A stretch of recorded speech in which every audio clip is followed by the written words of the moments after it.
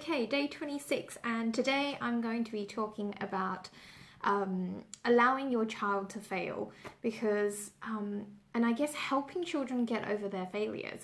Because I was just thinking about, I guess, like what I'm trying to do now and why I'm afraid of it and things like that. And it's taken me 5 years to sort of have the mindset and to feel ready and to sort of get over that fear of failure to actually start something.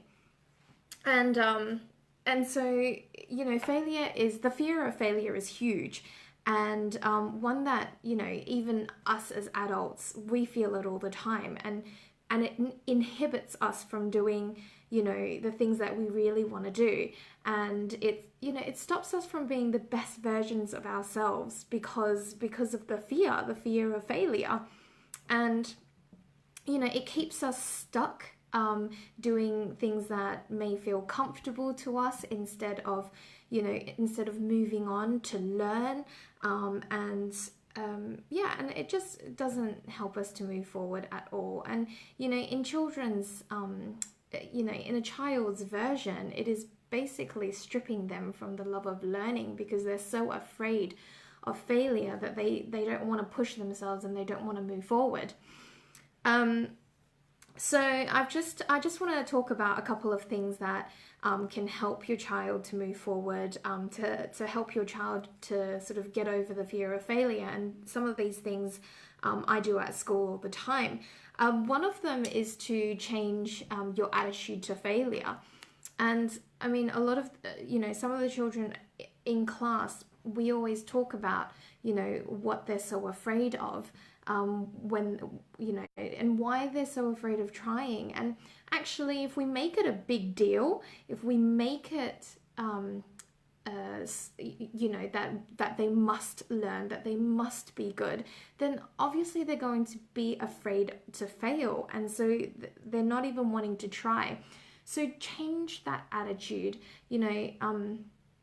when they fall down, like, don't make it a big deal, just, oh well, get up, you can do it again, try again.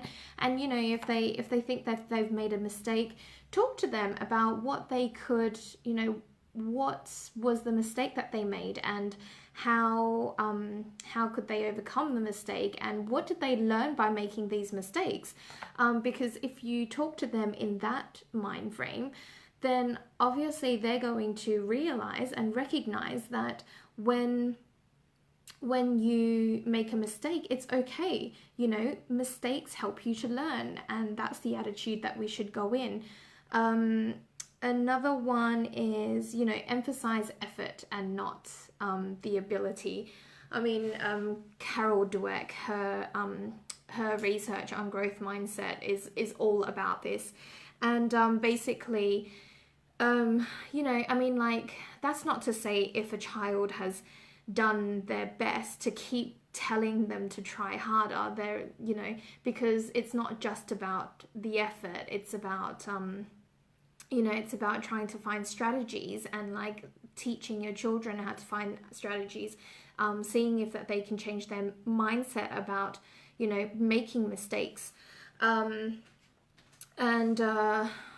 What else? So I mean, in my classroom, we make sure, I make sure my TAs make sure that we're using words such as, I love how you try. I love the way, like, you make me so proud because you are trying so hard. And at every time they have to do a standardized test, at the end of the standardized test, I always say, you've made me so proud. And at the end, they don't even need to know the answer because they know why that they've made me so proud.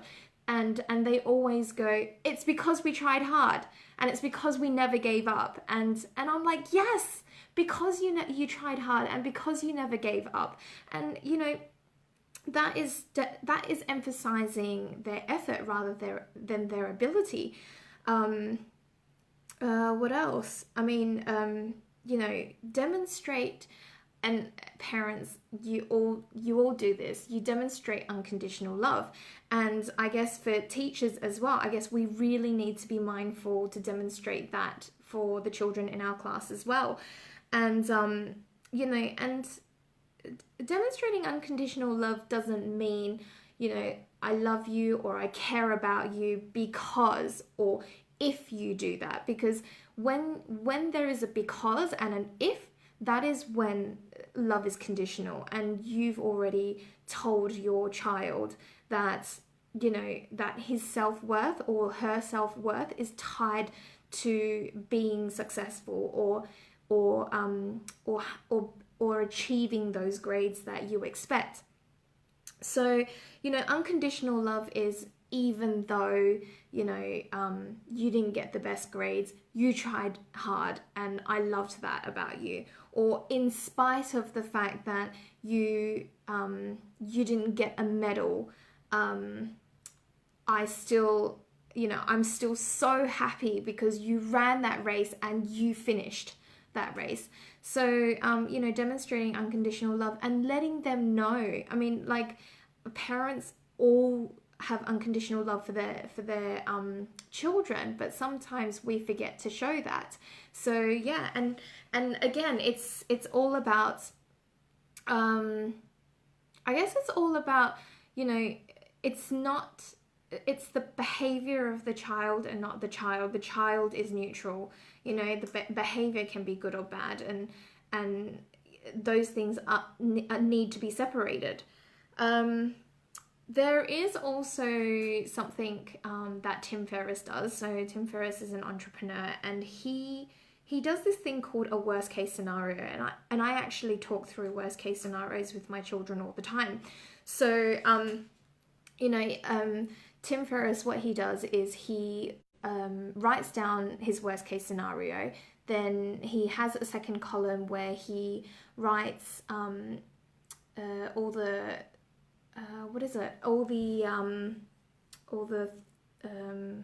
I've just lost my words, sorry.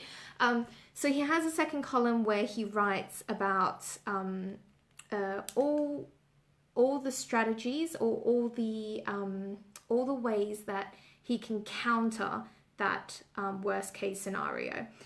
So that's what I do with my kids as well. So at school, if my child or one of the children at school is so afraid of, doing the test and cries, I will always take him aside or take her aside, and I will talk through, what do you think, what is the worst thing that can happen if you don't know how to answer the question? And so we'll talk through that, and then they'll go, nothing. And then they realize nothing happens. I'm like, will the world, blow up if you don't know this question? Or, would I don't know, would our classroom go upside down if we don't know this question?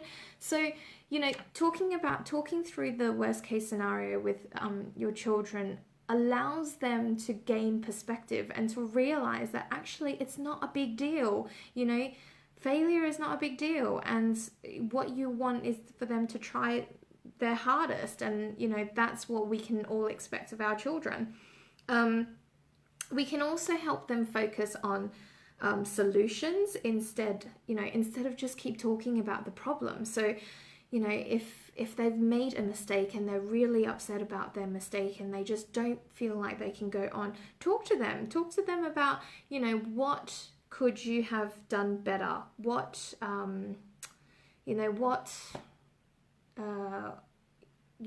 How can you have improved in this area? And like, what can you do next time that might help to so that you won't make the same mistake again? And so these are all solutions. And when children can, when you can talk to them about how to come up with these solutions, then they start to have strategies of, realizing that, wow, these problems, these mistakes, these failures are actually not failures. They're actually opportunities for us to learn. And it is the first time we're doing something. So we're going to not know how to do it. So, just making it making them realize that, we can't like, it's over practice that we stop making mistakes, and it's over repetition, and it's over reflection, and it's over feedback that we get from teachers and educators and adults that help us to improve.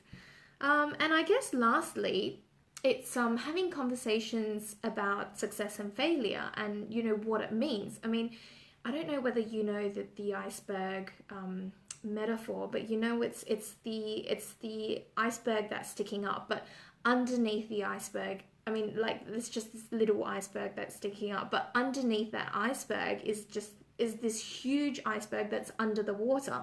So success is just like that. We only see what's at the top. We don't actually see all the hard work that's gone down below. So talk to your kids about what it takes to actually get to that top of the iceberg. All that underneath stuff is actually grit, it's compassion, it's perspective, it's overcoming failure, it's trying hard, it's problem solving. So there's so many things that and there's so many skills that they need on the bottom to actually get them to that success at the top. So talk to them about that, and just help them to understand that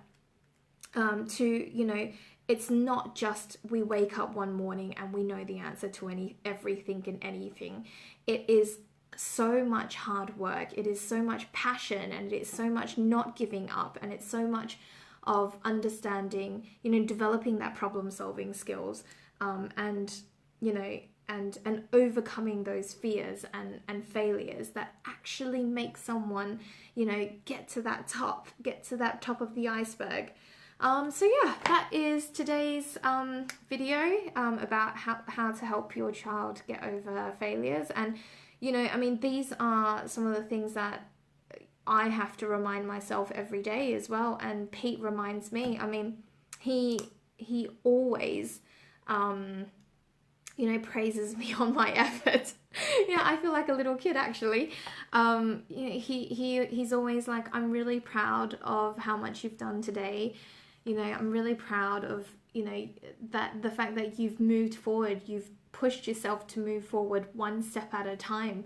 And and he reminds me that is those small things, those small steps that I take is actually those actions that I need to get me to that end goal, no matter how big those end goals are.